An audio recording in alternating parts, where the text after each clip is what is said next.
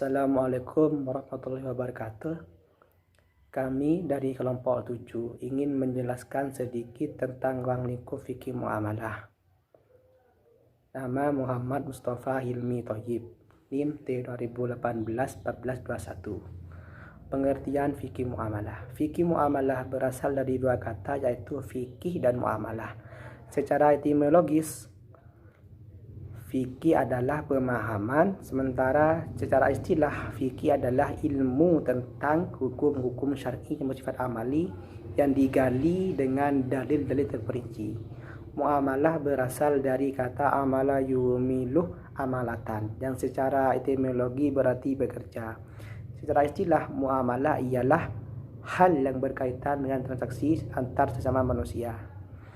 Muhammad Zaini mendefinisikan fikih muamalah sebagai ilmu tentang hukum syar'i bersifat amali yang digali dari dalil-dalil terperinci dalam kaitan antara manusia dengan yang lain.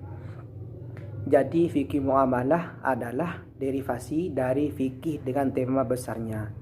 Hukum syar'i yang bersifat amali, hanya saja fikih muamalah adalah hal-hal yang berkaitan dengan transaksi harta manusia seperti jual beli, gadai, gadaian, pinjam meminjam, dan sebagai berikut. Aturan agama yang menyatakan hubungan manusia dengan alamnya dapat kita jumpai sebagai berikut. 1. Perintah kepada manusia agar mengadakan penelitian dan pemikiran tentang keadaan alam semesta. 2. Seruan agar manusia manfaatkan kekayaan alam semesta untuk kesejahteraan hidupnya. 3. Larangan mengganggu, merusak atau binasakan alam semesta seperti binatang, pepohonan, dan sebagainya. Konsep muamalah. Kata muamalah merupakan masdar dari kata amala yu'amilu muamalatan. Kata muamalah merupakan bentuk mufrad dari kata muamalah, berarti saling bertindak. Khalid bin Ali mendefinisikan muamalah secara bahasa. Muamalat merupakan jamak dari kata muamalah yang terambil dari kata al-amal, yaitu kata umum yang mencakup setiap tindakan yang dilakukan oleh orang mukallaf. Jadi muamalah merupakan aktivitas yang lebih padat antara hubungan manusia dengan manusia lainnya, yang berbeda dengan ibadah mu'dah yang merupakan hubungan vertikal murni antara manusia dan Allah. Mungkin hanya itu yang dapat saya jelaskan. Kurang lebihnya mohon maaf. Wassalamualaikum warahmatullahi wabarakatuh. Baik, terima kasih. Di sini saya akan menjelaskan sedikit tentang kaidah fikih khusus di bidang muamalah atau transaksi. Sebelum kita ke kaidah, marilah kita ketahui terlebih dahulu fikih muamalah itu apa. Di sini fikih muamalah itu adalah aturan-aturan hukum Allah untuk mengatur manusia dalam kaitannya dengan aspek duniawi, pergaulan sosial atau ekonomi dan lain sebagainya. Dalam Islam, transaksi utama dalam kegiatan usaha atau transaksi yang real, yang nyata, menyangkut suatu objek tertentu, baik berupa barang maupun jasa. Menurut syariah, di sini harus memenuhi syarat dan rukun tertentu untuk melakukan sebuah transaksi. Yang pertama itu syaratnya adalah adanya pihak-pihak yang melakukan transaksi, misalnya penjual dengan pembeli, penyewa dan pemberi sewa, pemberi jasa dan penerima jasa.